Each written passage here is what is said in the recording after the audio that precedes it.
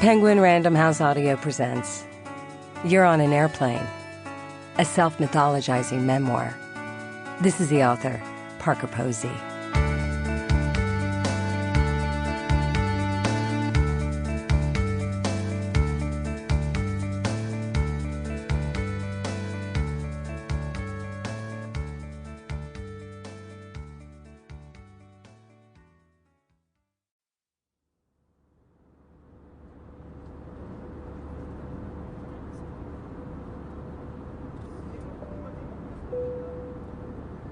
Part 1.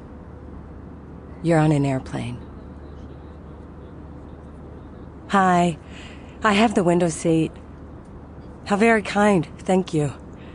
Chivalry is not dead, but I'll just squeeze by. Oh, that's okay. I'll just smush them both under the seat, and once we're in the air, I'll take one out and use it as an ottoman. I sit cross-legged so Gracie can be in my lap once we're off, but thank you.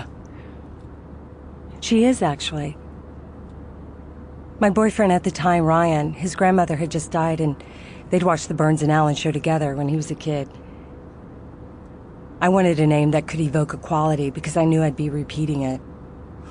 I didn't want to name her Snickers or something. Something, come here. I sat next to a dog and its owner at the Union Square dog run once, and the dog had on a collar that spelled Bow Wow and separated silver lettering that slid and turned. And the bow part was under the dog's neck. I said to the owner, I can't believe you named your dog Mom. And he was like, it spells Bow Wow. I told him that I was joking, and then it got awkward because he seemed to be sad or depressed. These are strange times. Maybe naming your dog Mom isn't so odd. It seems like everyone is feeling lonely in some way. Left out. I'm working on a book, actually. It's about me. It's okay, Gracie. She's on a doggy downer. She'll be okay once the plane takes off and the slamming doors stop. They bang no matter how you close them, like they were made to slam. Yeah, I like those movies too. Best in Show's a classic. You'll hear more about it. Yes, she's an emotional support dog, so she can be in my lap. I have the papers in the seat flap in front of me, if you need me to reach down there to get them. Seltzer with ice, please. No, I'm good. No lime. Don't bother. It used to be so different, flying. Yes, a book. I realized it was time. There were stories to share that my friends were entertained by, so I thought, tell them. There's also a literary agent who lives in my neighborhood, whose partner art directed Party Girl. I started feeling guilty when I'd see him because he'd say, I know there's a book in you. So I went into a sort of labor and produced a sort of baby where instead of being human, it's a bound object made of paper called Pages with words on it. You bring it to life and make it talk. Just don't leave it alone for too long because it will start crying.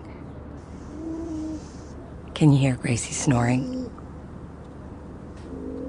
Her little body vibrates when she does. I use my southern accent when I talk to Gracie because she's just too sweet.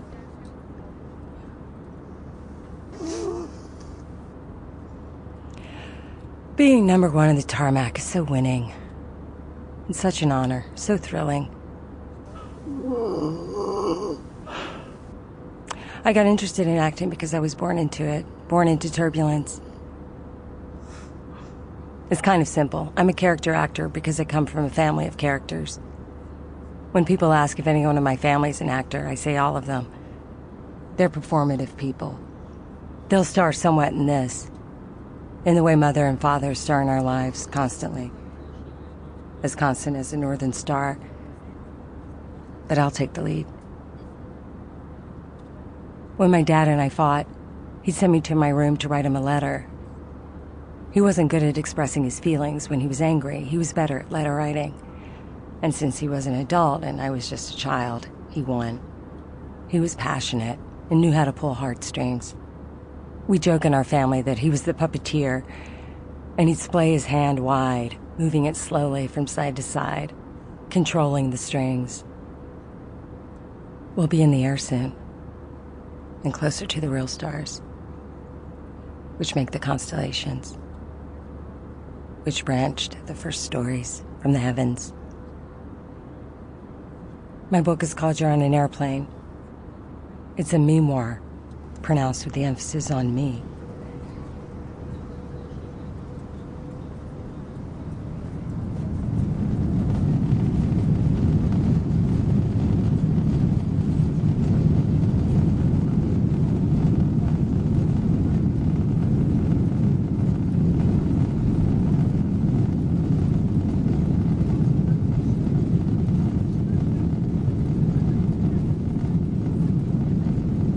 Flying can be nice once you're in the air.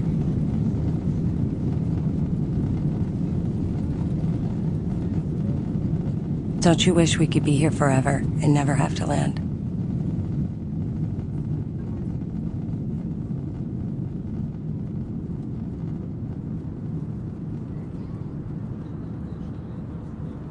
One, to perform. Flight attendant. Hi, can I have a scotch, neat? Norma Desmond, the fading silent film star, who bemoaned the advent of talkies, was portrayed by the inimitable Gloria Swanson, first clothes horse and woman of indomitable spirit. You've seen it? So you know that she wore a turban in the film and said things like, "I am big, it's the pictures that got small." Now look how small the pictures have gotten on these freaking iPhone screens. The tiny screens have gotten into people's hands, and there's all this swiping going on, all this shoe-fly bullshit. In the 90s, we had big screens in the cinema and big TVs in our homes. It boggles the mind that people can walk around with small televisions in their pockets and use them as telephones.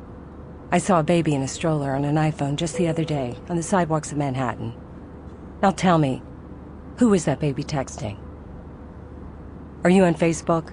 It's wonderful that people have their Facebook friends, but I don't have Facebook friends because I'm not on it. I want to read people's faces in present-time reality. And how could they be a book? It's presumptuous and absurd. I went on someone's Facebook once. Now that just sounds crude. And what I really wanted was proof that these are real people. But there is no proof because I wasn't there. I wasn't on the vacation, at the graduation, at the spring break party. I wasn't there for the birth of the baby or for all those salads. It should be called Scrapbook Face. That's more apropos. There was a movie made about that guy who invented it. Mark Zuckerberg, right, thank you. I never saw it, but I did go to the premiere to mingle in the lobby of the theater and to social network. Anyway, my Instagram followers say not to join because it's a rabbit hole, and I trust them. Is this how I grow old? Saying things like, my followers, like a cult leader, and going on about turbans. Looks like it. Headwear feels right, especially after you reach your mid-40s and start seeing the older person you'll become. Would you like a brush? Eye drops? Oh my God, that feels good. Care to slather your face with moisturizer? You have pretty hair, young lady. Don't fall asleep, I want you to listen. Turbans apply to the men out there as well, who will become older ladies as they soften with age. It's kind of fun getting older and giving advice, calling young people dear, and talking to myself in public, not caring who hears me, uttering sentences that come out as extraneous sounds and feeling no need to explain myself in words because a facial expression will do. It's perimenopausal time, which to me sounds like an adorable puppet troupe. Maybe not. Here, let me put a turban on you. I travel with scarves, wraps, and throws. Press your finger on the fabric at the top of your forehead, where your hairline starts. And hold. I'll wrap you up. It feels good to have something on your head that makes you feel like a witch or a genie, doesn't it? Let's get some magic back. Do you have a lover? You don't... Sample complete. Ready to continue?